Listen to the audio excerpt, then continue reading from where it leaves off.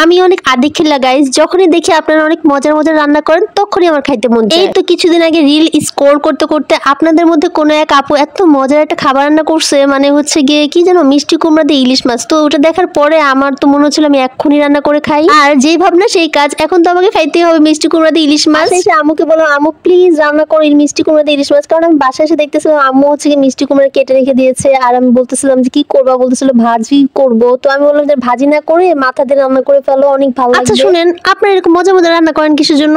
আমার যে দেখলে খাইতে মন চায়, একটু তো দাও তো করতে পারেন, সেটা তো করেন না, শুধু দেখান আর দেখান। আসসালামু আলাইকুম এভরিওয়ান, কেমন আছো তোমরা সবাই? আলহামদুলিল্লাহ আমি ভালো আছি। আসলে ভালো আছি বলে ভুল হবে, আসলে ভালো নাই। যতক্ষণ পর্যন্ত ইলিশ মাছ দিয়ে মিষ্টি কুমড়া না খাবো ততক্ষণ পর্যন্ত আমি ভালো থাকবো না। যখনই আমার মাথার মধ্যে ঢুকে যায় যে আমার কিছু খাইতে হবে, মানে যেটা আমার খাইতে হবে তো খাইতেই হবে, রান্না করে যতক্ষণ না খাবো ততক্ষণ আমার দিলে শান্তি লাগে না। সব দোষ মেঘ বৃষ্টি আপুর মানে রিলস যে দেখতেছিলাম, উনি খুব সুন্দর করে ইলিশ মাছ দিয়ে মিষ্টি কুমড়া দিয়ে রান্না করতেছিল। তো আমি চিন্তা করলাম তার আমিও রান্না করে ফেলি। আমি কিন্তু মাকে বিরক্ত তেমন একটা করি না, আমি নিজে নিজে রান্না করা শুরু করে দিয়েছি। প্রথমে আমি ইলিশ মাছের মাথাগুলো নিয়ে নিয়েছি, 4টা মাথা নিয়েছি, আর এগুলোকে আমি ভালো মতো কষাবো। হলুদ মরিচের গুঁড়া আর লবণ দিয়ে পেঁয়াজ দিয়ে ইলিশ মাছের মাথাগুলোকে কষাইতে হবে। আর ইলিশ মাছে তো আদা রসুন একদমই দেওয়া যাবে না, কারণ আদা রসুন দিলে ইলিশ মাছের কোনো ফ্লেভারই থাকে না।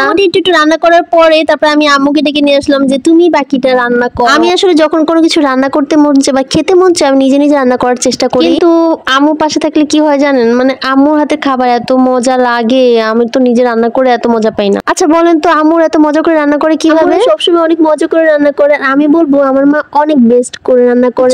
সবার কাছে সবার মায়ের হাতের রান্না সবচেয়ে বেশি সেরা হয়। মিষ্টি কুমড়া সব সময় একটা কিছু দিবেন, সেটা হচ্ছে কালো জিরা। কালো জিরা দিলে কিন্তু মিষ্টি কুমড়ার স্বাদটা অন্যরকম হয়ে যায়, অনেক বেশি মজা লাগে। মাছের মাথাগুলো মিষ্টি কুমড়ার সাথে হালকা করে কষিয়ে তারপর উঠিয়ে রেখেছি, কারণ হচ্ছে কাটা কাটা হয়ে যাবে, আর কাটা কাটা তরকারি আমি একদম খেতে পারি না। এই তেলের মধ্যে যে মাছের যে ফ্লেভারটা ছিল সেটাতে আমি হচ্ছে মিষ্টি কুমড়াগুলো ভালো মতো ভেজে নিচ্ছিলাম, আর একটু পানি দিয়ে কষাচ্ছিলাম, আর একটু লবণও দিয়ে দিয়েছিলাম।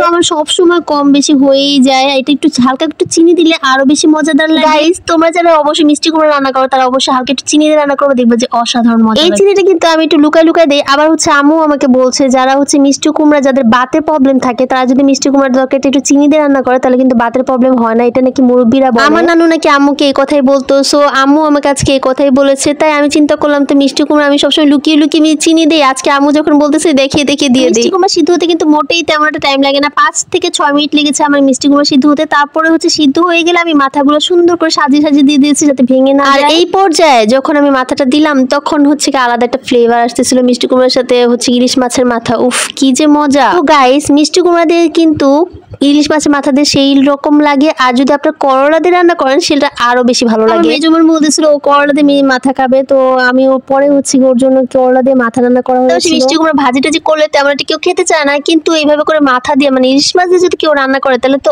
অস্বাভাবিক খায়, মানে অনেক বেশি ভাত খাওয়া হয়ে যায়। এই যে দেখো আমার কিন্তু মিষ্টি কুমড়া তরকারি রান্না করা হয়ে গেছে, আর তোমাদের সবাইকে দাও, তোমরা যদি আসতে পারো অবশ্যই চলে এসো। আর এদিকে আমাকে আবার গালি দিও না যে আমি তোমাদেরকে দেখে দেখে একা একা। Subscribe my channel, follow my page. Thanks for watching, tata.